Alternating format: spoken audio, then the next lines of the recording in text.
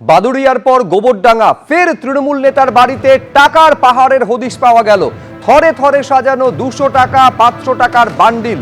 তৃণমূল নেতার বাড়িতে শুধু টাকা নয়, অগুন্তি কার্তুজও উদ্ধার হয়েছে। গ্রেফতার করা হয়েছে ওই তৃণমূল নেতাকে। টাকার অঙ্ক শোনা যাচ্ছে 27 লক্ষ টাকা। 27 লক্ষ টাকা উদ্ধার হয়েছে। প্রচুর গুলি উদ্ধার হয়েছে। প্রায় 650 রাউন্ড গুলি পাওয়া গেছে। 60 রাউন্ড কার্তুজের খোল উদ্ধার হয়েছে।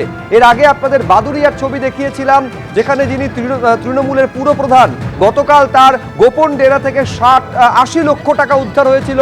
আজকে মাটির নিচ থেকে 5টি বস্তা উদ্ধার হয়েছে, যেখানে টাকা ঠাসা রয়েছে। সেই ঘটনা রেশ কাটতে না কাটতে এবার গোবরডাঙ্গা, যেখানে তৃণমূল নেতার বাড়ি থেকে শুধু টাকা নয়, প্রচুর পরিমাণে গুলিও উদ্ধার হয়েছে। আমাদের প্রতিনিধি সমীরণ পাল আরো বিস্তারিত বলতে পারবেন। সমীরণ।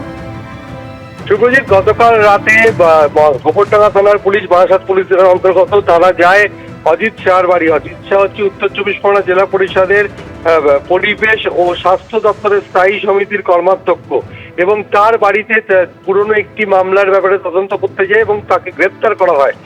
কয়েক মাস আগে এক ব্যবসায়ীর কাছ থেকে 20 লক্ষ টাকা তোলা চেয়েছিলেন জেলা পরিষদের কর্মাধ্যক্ষ অজিত শাহ, এবং সেই ঘটনায় তাকে গ্রেপ্তার করা হয়। এবং তারপরে তার ভাই সুজিত শাহ, তাকেও গ্রেপ্তার করা হয় মারধর এবং তোলাবাজির ঘটনায়।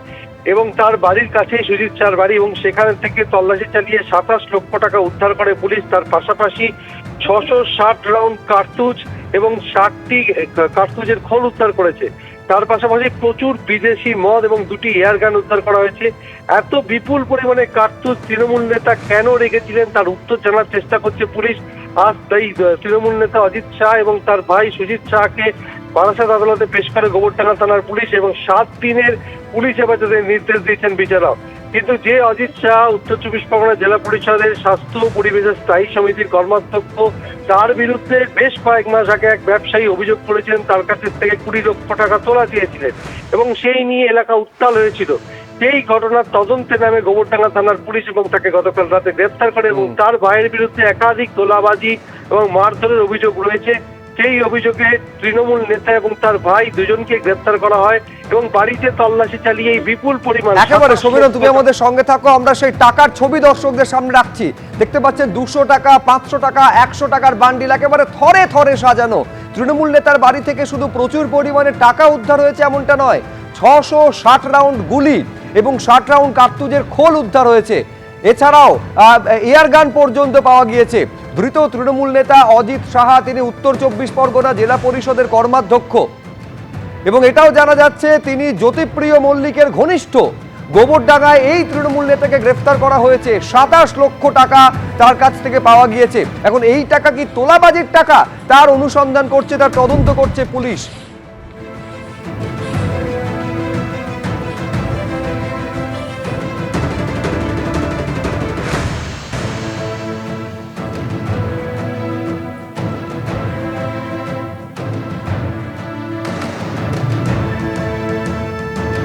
এই ব্যবসায়ীর কাছ থেকে আগে 20 লক্ষ টাকা তোলা চাওয়ার অভিযোগ সামনে আসে। শুধু তাই নয়, একাধিক ব্যক্তিকে মারধরের অভিযোগও রয়েছে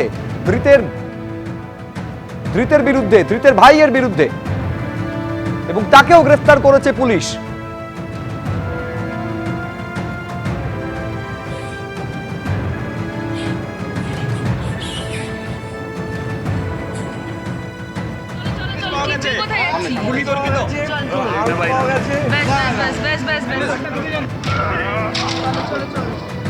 উল্টে পড়ে মরবে তো, চল। এবিপি আনন্দ, এগিয়ে থাকে, এগিয়ে রাখে।